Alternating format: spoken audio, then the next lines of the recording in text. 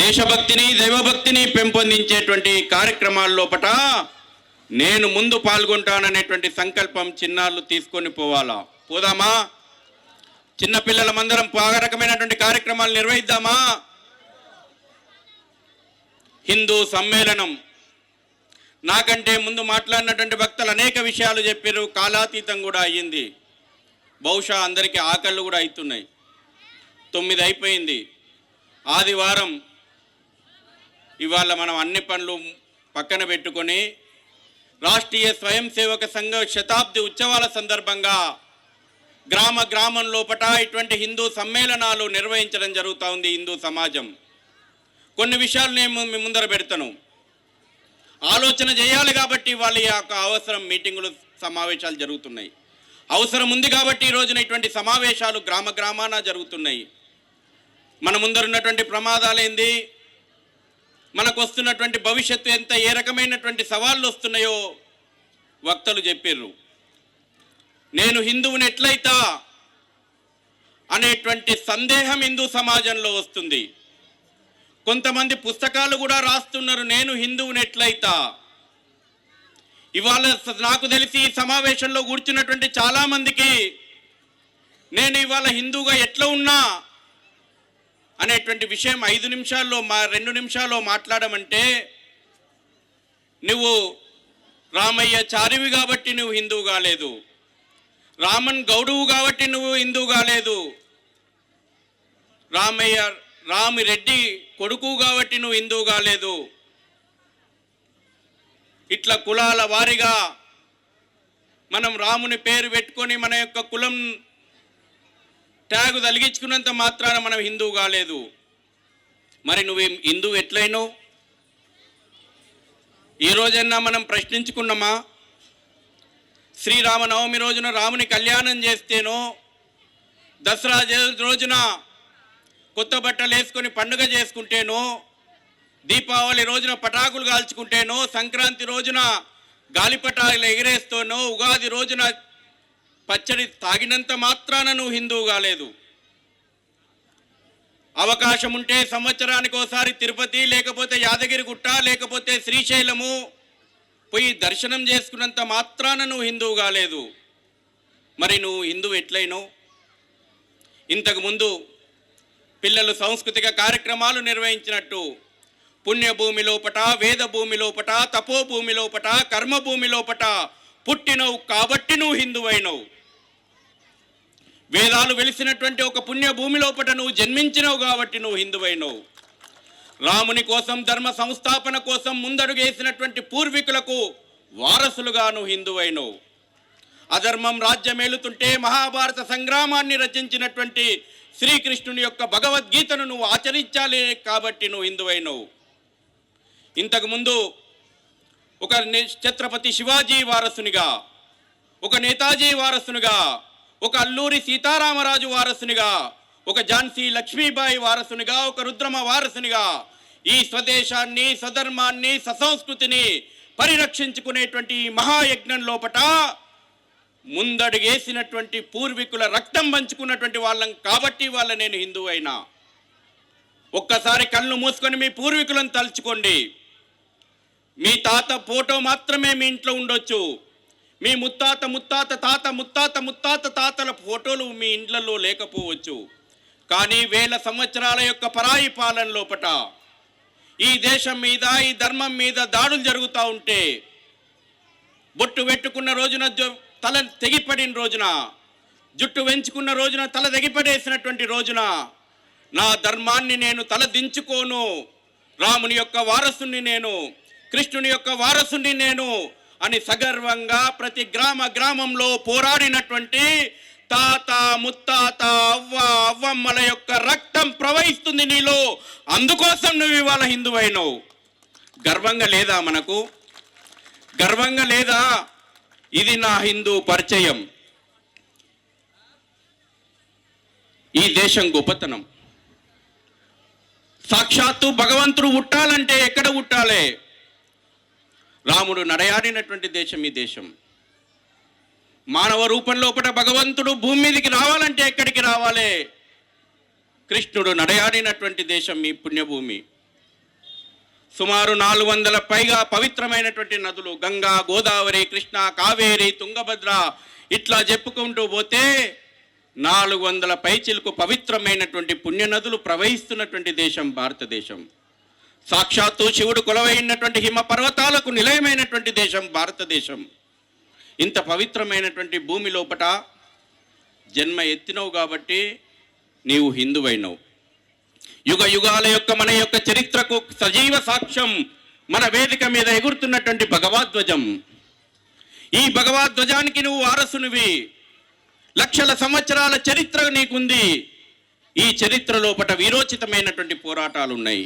నీదైనటువంటి గొప్పదైనటువంటి ఘన చరిత్రను మేము గుర్తు చేయడానికి, మీ తాత ముత్తాతల యొక్క వీరోచితమైనటువంటి పోరాటాలకు మీ ముందర సాక్షాత్కరింపజేయడానికి, ఏ శ్రేష్టమైనటువంటి ధర్మాన్ని, ఏ సనాతనమైనటువంటి ధర్మాన్ని క్షేమంగా మనకు అందించిపోయినరో, భావి తరాలకు అంతే క్షేమంగా, అంతే నిత్యం ప్రవహించేటువంటి గంగా పవిత్రతగా ఈ సనాతనమైనటువంటి ధర్మాన్ని అందించిపోయేటువంటి గురుతరమైనటువంటి బాధ్యత మీ అందరి మీద ఉంది అని గుర్తు చేయడానికే ఈ యొక్క హిందూ సమ్మేళనం. తప్పు ఎవరిది? ఎందుకు ఈ రోజున హిందూ హిందూ అని గర్వించలేటి స్థితిలో ఉన్నాడు? స్వామి వివేకానంద చెప్పిండు, హిందువునని గర్వించు, హిందువుగా జీవించు. ఈ దేశం వేల సంవత్సరాల దాడులను ఎదుర్కొంది. ఈ దేశం మీద పర్షియన్లు దాడి చేసిర్రు. ఈ దేశం మీద గ్రీకులు దాడులు చేసిర్రు. ఈ దేశం మీద శకునులు, హూనులు దాడులు చేసిర్రు. ఈ ధర్మాన్ని భూస్థాపితం చేస్తామని కలలుగన్నారు. ఈ దేశం మీద ఖిల్జీలు, గజనీలు, గోరీలు, తుగ్లక్లు, బహుమనీలు, సుల్తానులు, పఠానులు, నవాబులు, ఆదిల్ షాలు, రజాకార్లు, డచ్, పోర్చుగీసు, బ్రిటిషర్లు ఇన్ని దాడులను ఎదుర్కొని నిలిచినటువంటి ఘన చరిత్ర కదా మనది. ఏ సమాజమైనా తన యొక్క గత చరిత్రను మర్చిపోతే దాని భవిష్యత్తు ప్రశ్నార్థకమవుతుంది. ఇవాళ హిందూ సమాజం తన యొక్క ఘనమైనటువంటి చరిత్రను మర్చిపోయేటువంటి ప్రమాదంలోకి నెట్టేయబడ్డది. ఎందుకోసమంటే అనేక రకాలైనటువంటి కుట్రలు ఈ హిందూ సమాజం మీద జరిగినాయి. అందుకే నేనన్నా, తల్లిదండ్రులకు నమస్కారం పెట్టాలనేటువంటి, పాదాలకు నమస్కరించాలనేటువంటి ఉద్దేశం నాకు అందుకే వచ్చింది. తల్లి ఒడి సంస్కారాన్ని ఇవ్వాలి, గుడి సంస్కారాన్ని, శక్తిని అందించాలి, బడి జ్ఞానాన్ని, కర్తవ్యాన్ని బోధించాలి. హిందూ సమాజంలో ఒడి, గుడి, బడి మనిషిని తీర్చిదిద్దినటువంటి రోజున శక్తిగా ఈ సమాజం నిలబడగలిగింది, శివమెత్తింది. ఒడి, గుడి, బడి తన యొక్క విధులను నిర్వర్తించడం లోపట వెనుకడుగేస్తుంది కాబట్టి శక్తి విహీనంగా, శవంగా మిగులుతుంది. శరీరం లోపల శక్తి ఉంటే శివం, శక్తి నశిస్తే శవం. కాబట్టి హిందూ సమాజాన్ని మరింత శక్తివంతంగా తీర్చిదిద్దేటువంటి ఒక మహాయజ్ఞంలో భాగంగానే ఈ రోజున హిందూ సమ్మేళనం మనం నిర్వహించుకుంటున్నాం. ఇది ఆషామాషే కార్యక్రమం కాదు. ఈ గ్రామం లోపల ఈనాటి కార్యక్రమంలో పాల్గొన్నటువంటి మీరందరూ కూడా రాబోయే రోజు లోపల ప్రతి హిందూ కుటుంబాన్ని మీరు తట్టి లేపాలి. ఈ చుట్టుపక్కల ఉన్నటువంటి గ్రామాల లోపల ప్రతి యువకుడిని, ప్రతి యువతిని తట్టి లేపాలి. పెద్దలుగా, పిల్లలుగా మనదైనటువంటి ఒక శక్తిని మనం సముపార్జించాలి. నీవు దసరా పండుగ చేసుకుంటున్నావు, ఎందుకు చేసుకుంటున్నావు? కేవలం కొత్త బట్టలు వేసుకొని దావత్తు చేసుకోవడానికి దసరా పండుగ కాదు. శక్తిని పూజించు, శక్తిని ఆరాధించు, శక్తివంతంగా నిలవడు. సమాజంలో ఎప్పుడైతే రాక్షస శక్తి రాజ్యం ఏలుతుందో దైవ శక్తి యుద్ధం ప్రకటించాలి, రాక్షస సంహారం చేయాలి. కాబట్టి ఈ దసరా చేసుకుంటున్నావు బిడ్డ, ఇది దసరా ఉద్దేశమని హిందూ సమాజం శక్తివంతంగా నిలబడాలా.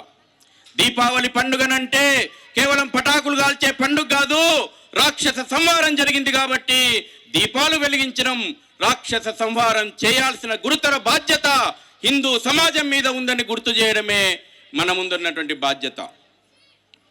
ఈ రోజున ఆర్ఎస్ఎస్ 100 సంవత్సరాలు గడుస్తూ ఉన్నాయి. ఎందుకు స్థాపించిండ్రు ఆర్ఎస్ఎస్? డాక్టర్ హెగ్డేవార్ 1925 లోపల ఆర్ఎస్ఎస్ను ప్రారంభం చేసిర్రు. వారిని అడిగినరు, ఎందుకు ఆర్ఎస్ఎస్ను స్థాపిస్తున్నారు? ఆర్ఎస్ఎస్ అవసరం ఏంటంటే ఇదే ప్రశ్న స్వామి వివేకానందను విదేశాల్లో కూడా అడిగినరు. నా సమాజం శక్తివంతమైనటువంటి సమాజం, నా సమాజం సజీవమైనటువంటి సమాజం, నా సమాజం నిత్యం ప్రవహించేటువంటి గంగాలాగా పవిత్రంగా ఉన్నటువంటి సమాజం. కానీ 1000 సంవత్సరాల పరాయి పాలన కారణంగా నా హిందూ సమాజం లోపల ఒక ఆత్మ న్యూనతాభావం ఏర్పడింది. నా హిందూ సమాజం లోపల తనకు తానే ఓడిపోయినటువంటి వ్యక్తిగా మానసిక స్థితికి తయారైండు, ఆత్మస్థైర్యం కోల్పోయిండు. ఈరోజు కాకైనా రేపైనా బ్రిటిష్ వాడి దేశాన్ని వదిలిపెట్టిపోతాడు. కానీ ఆత్మస్థైర్యం లేనటువంటి, ఆత్మ నిర్వీర్యతతో ఉన్నటువంటి సమాజం భవిష్యత్తు లోపల మరిన్ని ప్రమాదాలను ఎదుర్కొంటుంది. స్వాతంత్రం రావచ్చు, తెల్లవాడి పాలన పోయి పరాయి పాలన పోయి మన యొక్క పాలన రావచ్చు. కానీ ఏ మహనీయులైతే కలలు కన్నరో, ఇంతకుముందు ఏ శివాజీ ప్రాణత్యాగం చేసిండో, ఏ నేతాజీ ప్రాణత్యాగం చేసిండో, ఏ ఖడ్గబ్రహ్మణ ప్రాణత్యాగం చేసిండో, ఇటువంటి మహనీయులందరూ కూడా చేసినటువంటి ప్రాణత్యాగము ఈ దేశాన్ని సజీవంగా నిలబెట్టడానికి. కేవలం భౌగోళికమైనటువంటి రూపు సరిహద్దులతోటి మాత్రమే ఒక దేశం కాదు. దేశం అంటే వ్యక్తుల యొక్క సమూహము. దేశ నిర్మాణం అంటే వ్యక్తుల యొక్క నిర్మాణం ద్వారా మళ్ళీ భారత మాతను ఒకనాడు విశ్వగురువుగా వెలుగొందినటువంటి ఈ తల్లి, ప్రపంచానికి జ్ఞానాన్ని పెట్టినటువంటి ఈ భారత మాత 1000 సంవత్సరాల పరాయి పాలనలో ఏదైతే కోల్పోయిందో, వ్యక్తులను నిర్మాణం చేసి వ్యక్తి నిర్మాణం ద్వారా జాతి పునర్నిర్మాణం చేస్తాం. మళ్ళీ ఏ మహనీయులైతే త్యాగాలు చేసి తల్లి భారతిని విశ్వగురు స్థానంలో నిలబెట్టాలని కలలు కన్నారో, ఆ కలలు నిర్మాణం కావాలంటే ఒక కొంగర కళ గ్రామం కేంద్రంగా, ఒక కళా కార్యక్రమం కేంద్రంగా, ఒక నాటకం కేంద్రంగా, ఒక బడి కేంద్రంగా, ఒక గుడి కేంద్రంగా వ్యక్తుల నిర్మాణం కావాలి. అటువంటి వ్యక్తుల నిర్మాణం, శీలవంతమైనటువంటి వ్యక్తుల నిర్మాణం ఈ సమాజం నిలబడినటువంటి రోజున అన్ని సమస్యలకు పరిష్కారం దొరుకుతుందనేటువంటి ఆలోచనలో భాగంగానే ఆ రాష్ట్రీయ స్వయం సేవక్ సంఘ్ను ప్రారంభం చేశారు. గడిచిన 100 సంవత్సరాల ప్రయాణం లోపట అనేక ఒడిదుడుకులు, సమాజం నుంచి అనేక రకాలైనటువంటి అడ్డంకులు, అనేక రకాలైనటువంటి ఆటుపోట్లు అయినా ఈ రోజున మనం చూస్తూ ఉన్నాం. యావత్ ప్రపంచం భారత్ వైపు చూస్తూ ఉంది. ప్రపంచానికి తల్లి ప్రేమ పంచేది కేవలం భారత్ మాత్రమే. కేవలం సనాతనమైనటువంటి హిందూ ధర్మం మాత్రమే ప్రపంచ శాంతిని కోరుకుంటుంది. ఇది కదా మనం ప్రపంచానికి చెప్పింది. కేవలం నేను బాగుండాలి, నా కుటుంబం బాగుండాలని కోరుకునేటువంటి వాడు హిందువు కాదు. మీరు గుడికి పోయి సంకల్పం తీసుకుంటే విశ్వశాంతి కోసం పూజారి సంకల్పం చెప్తాడు. ఎప్పుడైనా మీరు గమనించిర్రా? కేవలం నేను బాగుండాలి, నా కుటుంబం బాగుండాలి, నా వ్యాపారం బాగుండాలని కోరుకునేటువంటి వాడు హిందువు కాదు. సకల చరాచరమైనటువంటి సృష్టి యొక్క క్షేమాన్ని కోరుకునేటువంటి వాడు హిందువు. అది కదా ఆ హిందుత్వం ఇవాళ ప్రపంచం ఆశిస్తూ ఉంది. అందుకే ఇవాళ భారత నాయకత్వం ప్రపంచం వైపు చూస్తూ ఉంది. మనం చెట్టును పూజిస్తాం, పుట్టను పూజిస్తాం, పామును పూజిస్తాం, ప్రకృతిని తల్లితో ఆరాధిస్తాం, భూమిని భూమాత అంటాం, నీటిని గంగా మాత అంటాం, చెట్టును తులసి మాత అంటాం. ప్రతి లోపట మాతృత్వాన్ని పంచేటువంటి గొప్పదైనటువంటి జాతి శక్తివంతంగా నిలబడాలనేటువంటి సంకల్పమే రాష్ట్రీయ స్వయం సేవక్ యొక్క సంకల్పం. ఇది ఈ దేశం యొక్క సంకల్పం. చూస్తున్నాం మనం. మా కనబడతాడు చందమామ, చందమామను కూడా మామా అని పిలిచేటువంటి ఆత్మీయత ఉన్నటువంటి ధర్మం మనది. విశ్వంలో ఉన్నటువంటి అన్ని గ్రహాలను పూజిస్తాం మనం. ఈ విశ్వమంతా ఒకే కుటుంబం అనేటువంటి భావనతో ఉంటాం. ఇది కదా ఇటువంటి హిందూ సమాజం శక్తివంతమై నిలబడ్డటువంటి రోజున ప్రపంచ శాంతి సాధ్యమవుతుంది.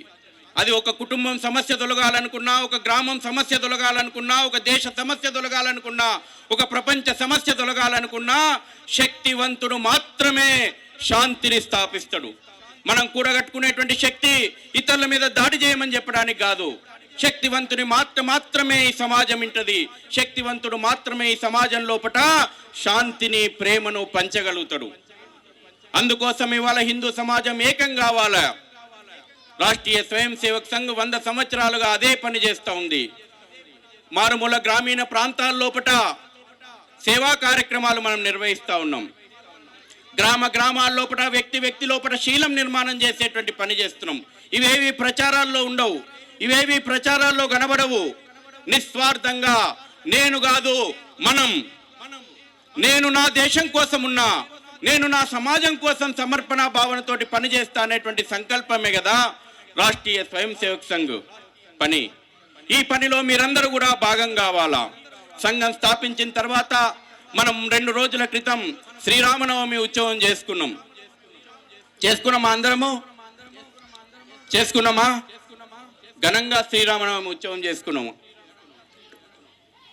మీకు తెలుసా,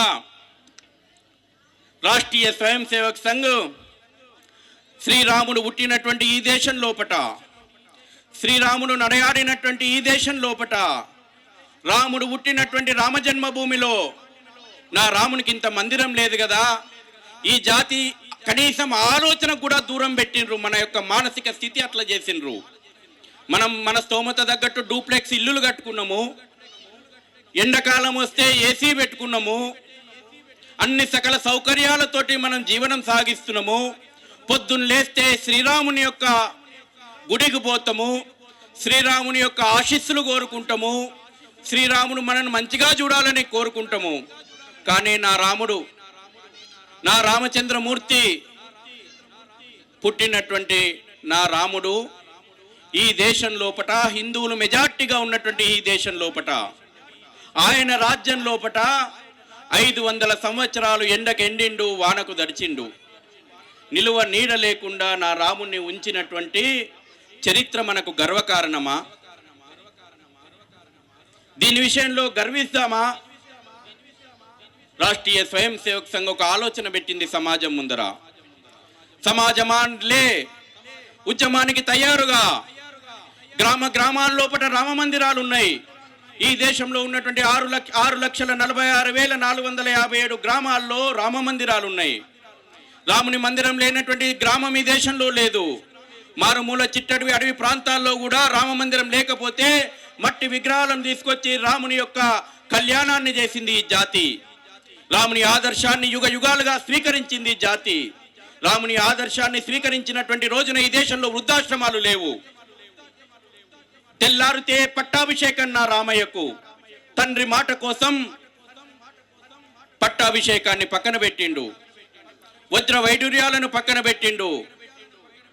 కట్టు బట్టలతోటి, నార వస్త్రాలతోటి అడవి బాట పట్టినటువంటి నా రాముడి ఆదర్శంగా స్వీకరించినటువంటి రోజున ఈ దేశంలో వృద్ధాశ్రమాలు లేవు. నా రాముని ఆదర్శం ఈ దేశ స్వీకరించినన్ని రోజున ఈ దేశంలో ఆస్తుల కోసం అన్నదమ్ముల పంచాయతీలు లేవు. అన్నా, నీవు లేని ఈ రాజ్యం నాకెందుకు, నేను నీతో పాటు అడవిలోకి వస్తానని నడిచినటువంటి లక్ష్మణుని ఆదర్శం కదా. నీవు లేని ఈ రాజ్యం, ఈ సుఖాలు నాకెందుకు అని రాముని వెనుకాల నడిచినటువంటి సీత ఆదర్శంగా ఉన్నటువంటి రోజున ఈ దేశంలో కుటుంబాల్లోపట ఆలుమొగల పంచాయతీలు లేవు. రాముని ఆదర్శంగా స్వీకరించి ఈ జాతి నడిచినన్ని రోజున ఈ దేశం లోపట అవినీతి లేదు, బంధుప్రీతి లేదు, సుభిక్షంగా ఉన్నది. కానీ 1000 సంవత్సరాల కాలం లోపట రాముని యొక్క ఆదర్శాన్ని జాతికి దూరం చేశాలనేటువంటి కుట్ర ఫలితం అనేక దుష్పరిణామాలు చూసింది. కాబట్టి అయోధ్యలో భవ్యమైనటువంటి దివ్యమైనటువంటి రామ మందిరం నిర్మించాలని జాతి అనేక యుద్ధాలు చేసింది. సుమారు 78 పోరాటాలు ఈ జాతి చేసింది. కేవలం ఒక మందిరం కోసం కాదు, 4.5 లక్షల మంది రామభక్తులు బలిదానం చేసిండ్రు. కేవలం ఒక మందిరం కోసం కాదు, ఈ జాతి యొక్క ఆత్మను రామముని యొక్క బాలరాముని రూపంలో మనం సాక్షాత్కరించుకున్నాం. ఈ జాతి మళ్ళీ స్వాభిమాన మందిరాన్ని మనం నిర్మించుకున్నాం.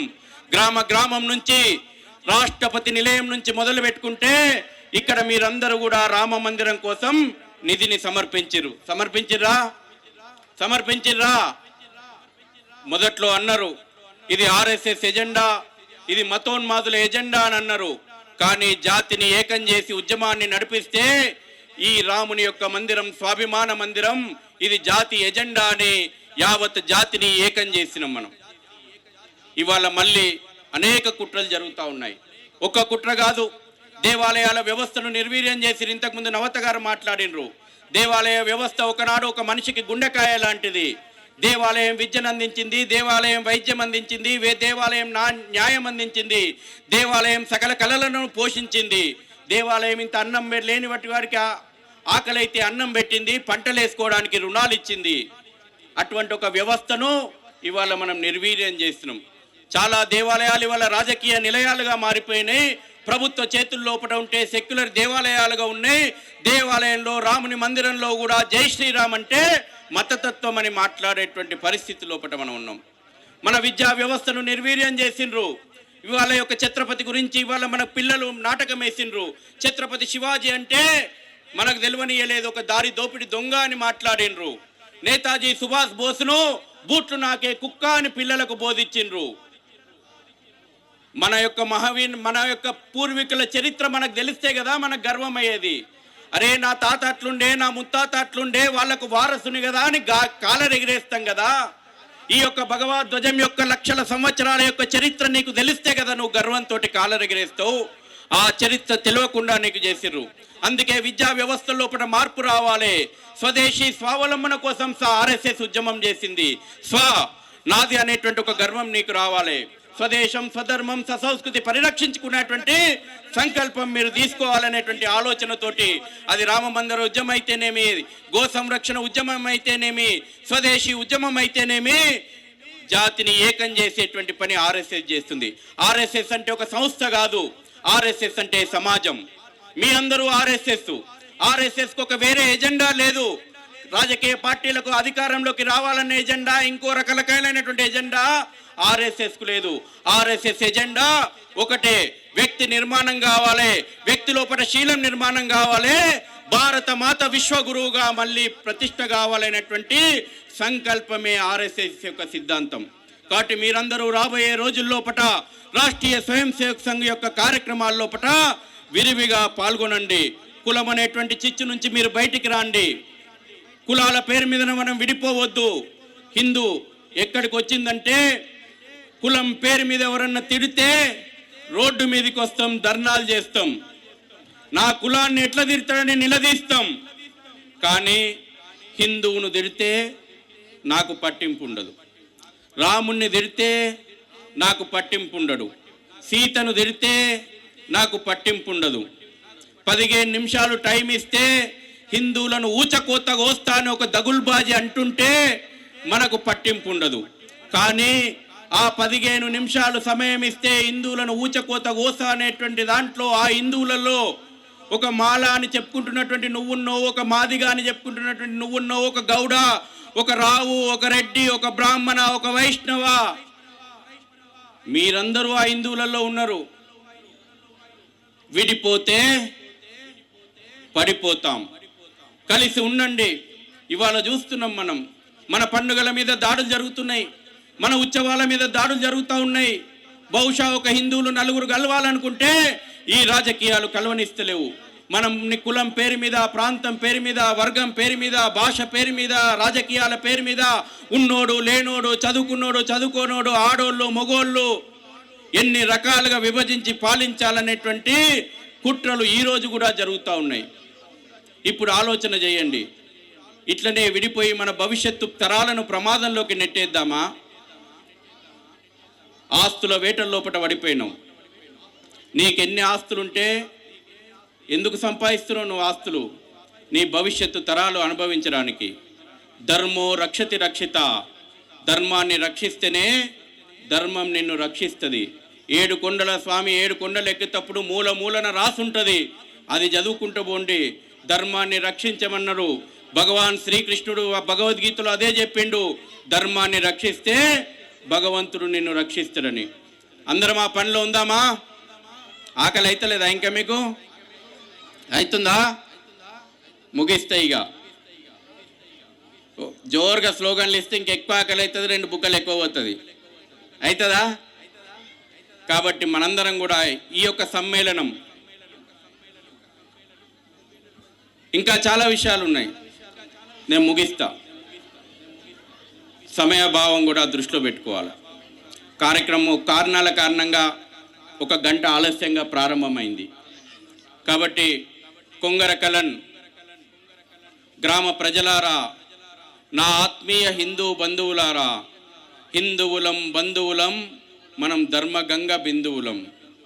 మన లోపల ఉన్నటువంటి సామాజిక ఆర్థిక భేదాలను విస్మరించండి. మనమంతా ఒక తల్లి పిల్లలము అనేటువంటి భావనతోటి ముందుకు రండి. ఐక్యమత్యంతో ముందుకు వెళ్ళండి. గ్రామం లోపల ఒక ఐక్యమత్యాన్ని నిర్మాణం చేసి చుట్టుపక్కల గ్రామాలకు మీరు ఆదర్శంగా నిలబడండి. ఈ దేవాలయం, ఈ గ్రామంలో ఉన్నటువంటి దేవాలయాలను ఒక శక్తి కేంద్రంగా మార్చండి. పిల్లలను తీసుకుపోండి. పిల్లలను పండుగ పూట, పర్వదినాల పూట దేవాలయంలో కుటుంబంతో సహా పోండి. మన యొక్క గొప్పతనాన్ని చెప్పండి. చాలామంది బాధపడుతుంటారు పెద్దగా అయినాక. ఇంతకుముందు నవత గారు చెప్పారు, పెద్దగా అయినాక ఇది కంప్యూటర్ ఉంటుంది. అందరికి తెలుసా కంప్యూటరు? కంప్యూటర్లో ఏ సాఫ్ట్వేర్ వేస్తే అదే పనిచేస్తుంది. మరి ఏ సాఫ్ట్వేర్ వేద్దాం? మనం ఏ సాఫ్ట్వేర్ వేద్దాం? ఎవడు ఈ జాతి హీరో అంటే ఒక అమీర్ ఖాను, ఒక అఫ్జల్ ఖాను, ఇంకో ఖాన్లు కాదు. వాళ్ళు కాదు ఈ దేశానికి ఆదర్శం. ఒక రాముడు, ఒక కృష్ణుడు, ఒక నేతాజీ, ఒక భగత్ సింగ్, ఇటువంటి వీరోచితమైనటువంటి పోరాటాల యొక్క సాఫ్ట్వేర్ వేస్తే మన పిల్లలు ఎట్లా తయారవుతారు?